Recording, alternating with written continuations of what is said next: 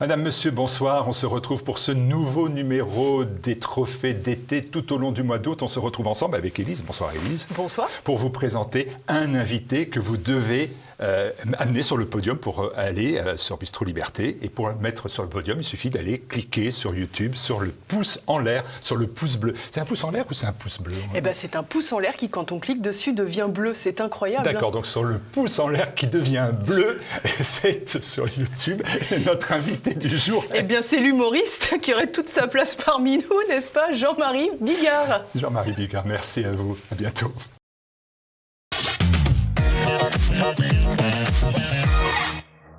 Les gens viennent me voir parce que 10 fois, j'ai tout mis dans la poubelle. J'ai dit, allez, c'est quoi mon 6e spectacle, mon 7e, mon 8e, ainsi de suite. Ah, c'est les spectateurs qui choisissent les sketchs cette fois-ci. Pas exactement. C'est-à-dire, les spectateurs en amont choisissent. Je fais un peu ça. comme les politiques. J'ai fait un vrai sondage Oui, qui m'a coûté la peau du cul sur 5828 personnes. Ouais. Et les gens, je leur ai demandé de me mettre dans l'ordre de leur préférence les 20 sketchs préférés de toute ma carrière. 10 spectacles à 15 sketchs, ça fait 150 sketchs que tout le monde connaît. Et j'aurais demandé de me mettre dans l'ordre les 20 premiers. Le premier, je peux te le dire, Martial, le lâcher de salope. Et par les temps qui courent, je trouve ça... C'est un signe. C'est un signe. Et je trouve ça merveilleux. Mais comment ça se fait que mon ami Guy Bedos, il y a 3 semaines, sur la 3, à 14h, il fait son sketch « Salope, salope, toutes des salopes, salope ». Salope, il dit 64 fois le mot salope. Et je dis, pourquoi il n'est pas après 22 heures? Pourquoi il n'est pas étiqueté? Et tu sais ce qui s'est passé? Le CSA a repassé la patate chaude au service public, il l'a redonnée au CSA, et à la fin, il y a un connard qui nous a dit, finalement, faites ce que vous voulez. Voilà, c'est comme ça que ça marche.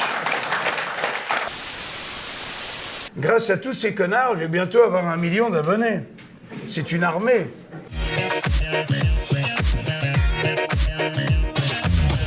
Pour faire un très grand sketch, il faut une référence absolue. D'abord, c'est ce qu'il faut pour le peuple aussi. Hein. Je pourrais donner du grain à moudre à nos dirigeants, tu vois, parce qu'il faut une référence, il faut savoir de quoi on parle immédiatement. Il faut que le traitement, évidemment, soit drôle. Et qu'à la fin, c'est le 3e pied du tabouret. Pour qu'un tabouret est toujours en équilibre sur 3 pieds, 4 pieds c'est toujours bancal, 3 pieds c'est pour traire les vaches dans les terrains en pente, et le 3e pied c'est de dire un truc vrai. C'est qu'à la fin du sketch, les gens ils se sont poilés, ils ont bien rigolé, ils disent en plus c'est vrai. Quand tu as ces 3 trucs-là, tu fais un diamant de sketch.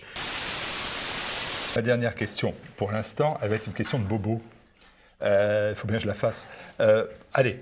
Bigard, porte-voix, ok. Bigard, la sincérité, oui. Ouais. La grossièreté, la vulgarité, allez tous vous faire enculer. On se dit, ben voilà, est-ce que c'est pas passé de mode dans un monde qui est maintenant aseptisé? Est-ce que c'est pas la fin de la tradition grivoise? C'est-à-dire ça que passe plus. Au début, j'avais écrit en tout petit, et comme tu as raison, ça commence un peu à se banaliser, j'ai écrit plus gros. Et du coup, ça remarche. Donc, j'ai encore un petit palier. Quand c'était écrit en petit, c'était quand même fascinant.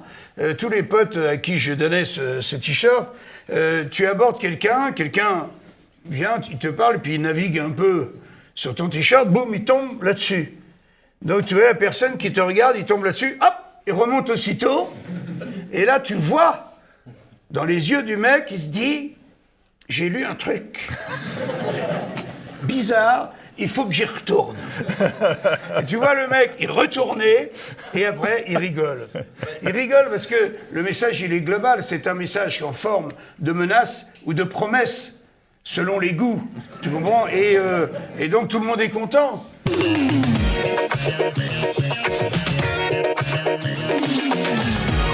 Mon bras est long, plus long que je le crois. La preuve, je fais une petite conversation, je me retrouve à tu et à toi avec la première dame. Donc, je pense qu'il y a des endroits pour passer entre les gouttes, il y a des endroits pour pas s'énerver, il y a des endroits pour pas s'affronter, putain, et pour quand même avancer, tu vois. Je suis en colère quand on supprime la poste et la boulangerie dans un bled, quoi. Tout d'un coup, tu fais 20 bornes pour aller à la poste.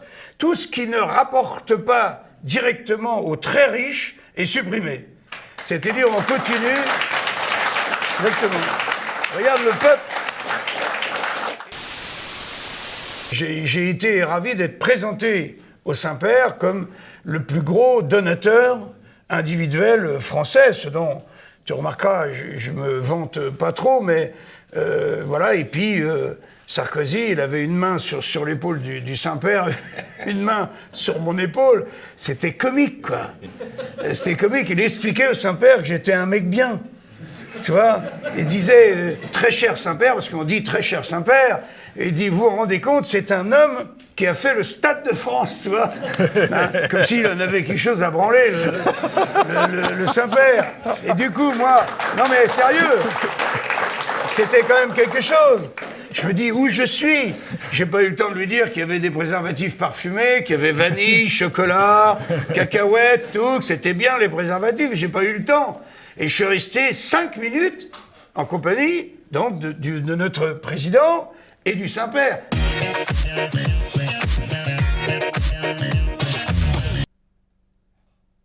Je serais peut-être, vraisemblablement, même Ondine de Jean Giraudoux. Toujours pareil, puisque je vois bien où il est, le thème, là, je vois où je suis. Hein. Ondine, c'est une thérapie pour la terre entière. C'est quoi? C'est un chevalier qui est aux ordres d'un roi, c'est toute une cour, et puis qui va venir se fracasser sur une jeune fille qui a 13 ans, et d'ailleurs, elle a été jouée par Isabelle Adjani, hein, cette pièce, quand elle avait 17 ans, et à la Comédie Française, elle avait déjà mis tout le monde d'accord, et je crois que j'ai regardé cette pièce et lu ce livre, le livre des dizaines de fois, la pièce, j'ai dû la regarder, je pleure aux mêmes endroits, et j'entends des choses tellement belles sur l'humanité, quand l'humanité tout d'un coup est confrontée à une vérité. Je vais te dire une des phrases, par exemple, quand le chevalier avait dit à Ondine, s'il te trompe, est-ce que tu nous permets de le tuer? Et il trompe. Et elle dit, mais ne le tue pas. Et il dit, mais j'ai pas besoin de le tuer. Il est à fin de vie. C'est toi qui l'as tué? Et il se met à genoux devant Ondine, le roi des Ondins, et lui dit, tu sais, les chevaliers ne trébuchent pas sur les dragons. Ils trébuchent sur une brindille d'osier, une innocence, une transparence, une fille qui aime. Merci, monsieur. Je fais un tabac. Ah bah là, c'est... Et t'as vu? Ça, c'est l'autre face de Bigard. Hein. Pas une couille, pas une bite, rien. Non, rien. Et ça marche quand même. Rien qui traîne, rien qui dépasse. Ouais. Allez, autre question posée.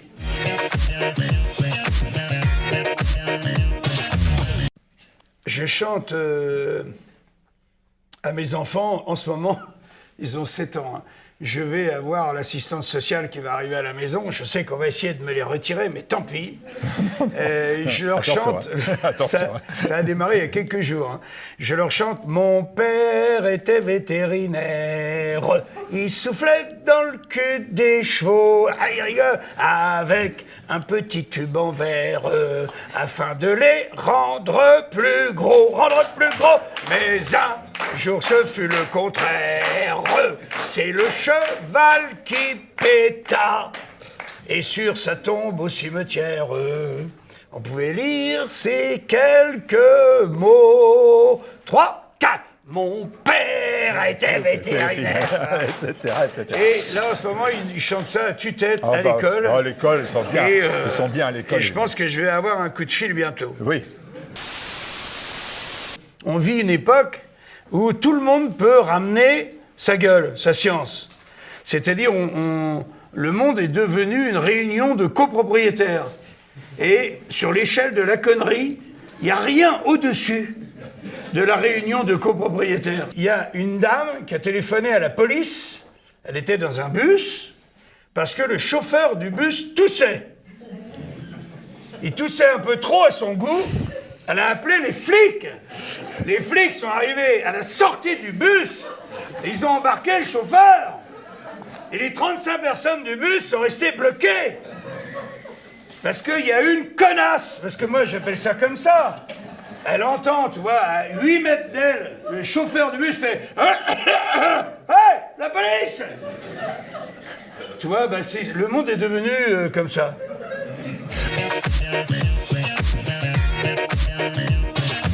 J'ai toujours été à deux doigts, je l'ai côtoyé, mais j'adorerais dîner avec Gérard Depardieu.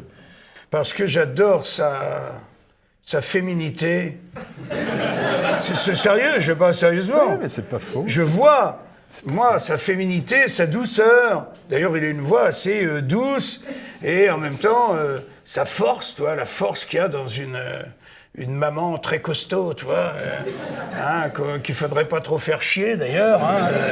Et j'adore ce mec, et quand je l'entends parler, eh ben, j'ai de l'admiration pour lui. Ça veut dire que je me reconnais dans lui. Tu sais, ça aussi, c'est très important. Mon maître indien dit, on ne peut pas admirer quelqu'un sans en posséder toutes les qualités. En revanche, le revers de la médaille, c'est qu'on ne peut pas détester quelqu'un sans en posséder tous ses défauts. Tu vois, c'est parce que on trouve cette personne, on a tellement peur d'être cette personne ignoble qu'on se sert de la détestation. Et moi, je privilégie, dans tous les cas de figure, le pardon. Je préfère plaindre la personne, je préfère la compassion, parce que la compassion et le pardon sifflent à coup sûr la fin du match. Après, tout le reste, c'est se grimper dessus, c'est s'affronter, c'est la violence, c'est le bordel. Dernière question, que dira de vous la postérité ? Je pense qu'ils diront une phrase qui dirait à peu près « il avait des couilles et du cœur ». Et je crois qu'il dirait, c'est le fils d'Alex Métayer qui m'a dit ça, et je pense que j'adorerais avoir ça sur ma tombe. Il m'a dit « tu as un gros cœur qui tâche ». Tu vois, référence, tu vois, au côté un petit peu robuste, un peu populaire, tu vois, mélangé avec un cœur qui saignerait pour la bonne cause, tu vois, et qui sentirait un peu le vin rouge. Donc, on dira, il avait un gros cœur qui tâche. Allez, il avait un gros cœur qui tâche. Élection municipale, la grande foire de Paris. À 3 semaines du premier tour des municipales à Paris, les listes se multiplient dans les arrondissements de la capitale. Dati, Buzyn, Fédérbûche, Campion et dans une moindre mesure Villani et Béliard sont en ordre de bataille pour renverser la reine Hidalgo. Dans cette grande foire de Paris, l'objectif est-il possible ?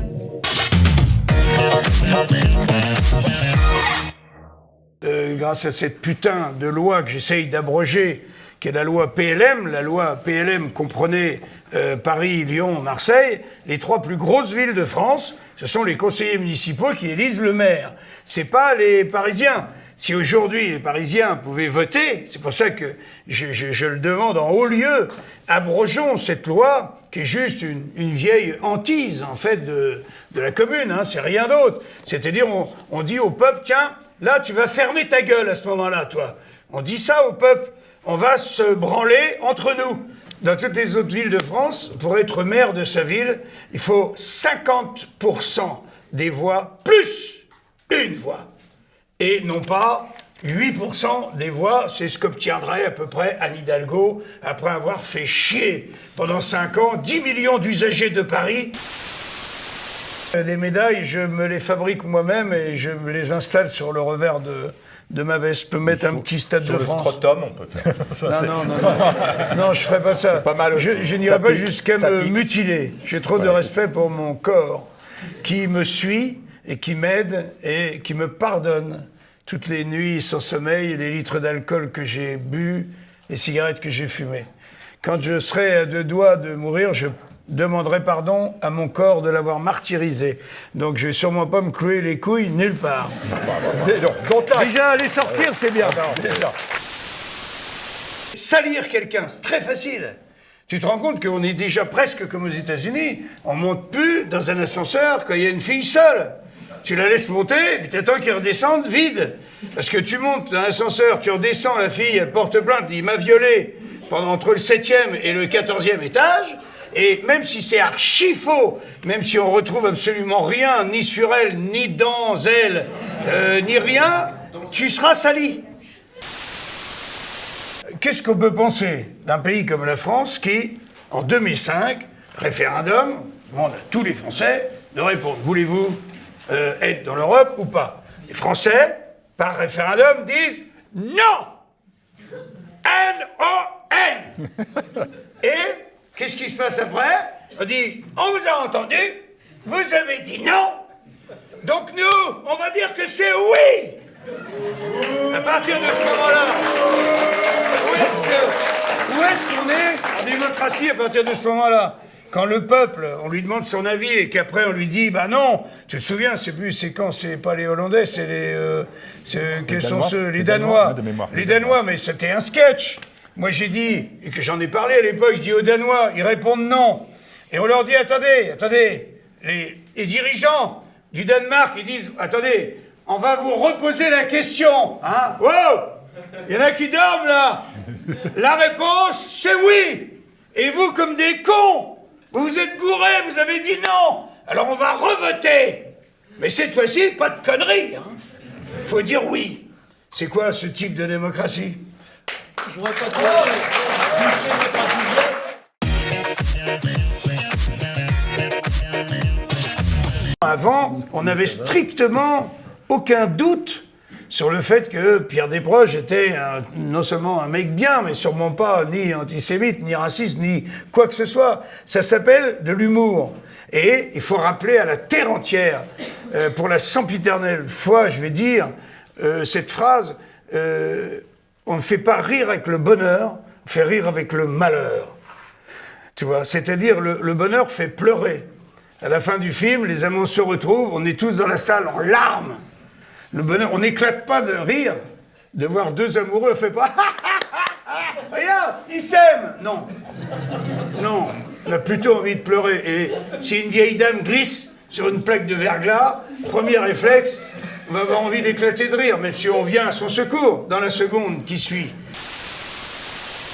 Et c'est un SOS médecin qui est appelé, parce qu'il y a une dame complètement paniquée, parce que sa fille, une adolescente de 13 ans, est soi-disant possédée par le démon. Et lui, il y va. Ding dong, bonjour, SOS médecin. Oui, vous nous avez appelé pour votre fille, hein, qui se sent pas bien, hein, j'ai cru comprendre, mais vous pouvez lâcher le crucifix, hein, madame, et la gazinière, hein, elle vous a rien fait, la gazinière. Ok, tu vois. C'est cette chambre-là? D'accord. Pardon? Et vous préférez ne pas m'accompagner, comme vous voulez. Et là, je rentre, j'ai un effet sonore qui fait sauter en l'air tout le monde, quoi. J'ai un espèce de distorsion de son, et j'ouvre la porte, il y a une lumière verte qui jaillit, et ça fait « Ah !» Je fais « Couchez ! Couchez !» Je reviens voir la dame, je dis « C'est bien cette chambre-là. » Bon, bah, faut que j'y retourne, et là, il ressort, 20 minutes plus tard, déchiqueté, la veste en lambeaux, l'attaché-caisse éventré, avec les feuilles de maladie qui pendent lamentablement, et il fait une ordonnance, comme si de rien n'était. Tu vois. Il dit, ça y est, je l'ai vu, hein. Enfin, j'ai vu votre... Enfin, là, c'est une fille, hein. C'est ça. Oui, elle est forte, hein. Elle fait du sport, ça m'étonne pas. Alors, je vais pas vous mentir, elle est pas bien. Alors, premier truc, il fait trop froid dans la chambre, hein. On est en plein mois de juillet, il fait moins 12. Du coup, la petite, elle a attrapé une toux grasse et elle fait des glaires fluo. Ça m'a étonné, ça. Hein. À ce propos, d'ailleurs, je me mêle de ce qui ne me regarde pas, mais dites-lui qu'elle range un peu ses jouets. Hein. Parce que le curé mort, là, au pied de son lit avec le chandelier dans le cul, franchement, ça lui fout pas le moral à la petite. Hein. Ah oui, il faut le retirer. Le chandelier. Et le curé, ah bah, si vous pouvez retirer les deux, c'est parfait, évidemment. Alors, pour les blattes et les cafards, je continue, hein, je vais te faire entier. Mais comme tu veux, t'es chez toi. Pour les blattes et les cafards qui lui sortent par les narines et les oreilles, je vais vous mettre 2 caisses de bégon vert en spray Alors, 2 puffs, matin, midi, narine, oreille. Hein. Vous lui tiendrez bien la tête, parce qu'elle a une hyperlaxité des cervicales qui m'a étonné. Hein. Sinon, elle travaille bien à l'école? Hein? Travaille bien? Non, hein? Eh ben, j'ai vu, hein? Elle est même un petit peu vulgaire, hein? À ce propos, dites-lui qu'elle arrête de hurler que ma mère suce des bites en enfer, hein? Parce qu'à un moment, elle m'a foutu le doute, hein? Bon, ça va, j'ai téléphoné, elle était au Monoprix, mais... Ah bah, j'ai failli plonger, je vous le dis, hein? Elle est persuasive, hein? Alors, sinon, comme les armureries sont fermées, je vais vous laisser mon calibre. Alors, en cas de crise, vous lui mettez 2 balles dans la tête, hein? Là, Muriel Robin, elle appelle le CSA. Elle dit, ce sont des gens qui veulent tuer leurs enfants. Et le lendemain matin, même si elle fait pas de crise, remettez-lui 2 balles. Non, elle n'aura pas d'effet secondaire. Elle est costaud, hein, vous savez. Et puis c'est du 9 mm, vous pouvez aller jusqu'à 6 par jour. Et je finis avec ce bruit énorme. J'ai dit, et puis vous en faites pas, c'est bien le diable, si on n'arrive pas à la soigner. Hein. Et puis comme on dit, elle n'est pas morte. Hein. Par contre, vous, là ma voix est démultipliée, faites attention, je suis tout vert. Ah, et le sketch se termine comme ça. Merci, monsieur, dames. Merci. Merci. Je rebondis sur vous, si j'ose dire. Merci. Non, mais Non, de merci, souligner. merci. Non, mais en tout cas, de souligner. Le plateau, on va vous laisser tous les deux, puis c'est bon, on a Non, non, mais simplement, Francis il a dit un truc extrêmement juste et fondamental. Ce serait une conclusion formidable pour toute cette émission, d'ailleurs. Ça tombe bien, parce qu'il faut C'est c'est de l'heure de la dire conclusion. que Jean-Marie. c'est vrai, ce qu'il m'avait dit c'est de vrai dire. qu'il faut Comme disait énormément. Griveaux, il faut conclure, Pour non, être humoriste, je pense qu'il faut énormément de bonté, il faut énormément de talent, c'est sûr et certain, et que c'est absolument indispensable. On ne peut pas tuer les humoristes. À la sempiternelle phrase qu'on nous pose à nous, est-ce qu'on peut rire de tout? La réponse universelle a été faite par 2 grands humoristes que j'adore, que j'adule, qui sont Benoît Delépine et Gustave Carven. Et ils ont répondu, la réponse définitive, il n'y en a pas d'autre, ils ont dit on ne peut rire que de tout. Bigard, Peut-être. président. Président. Au revoir, Jean-Marie.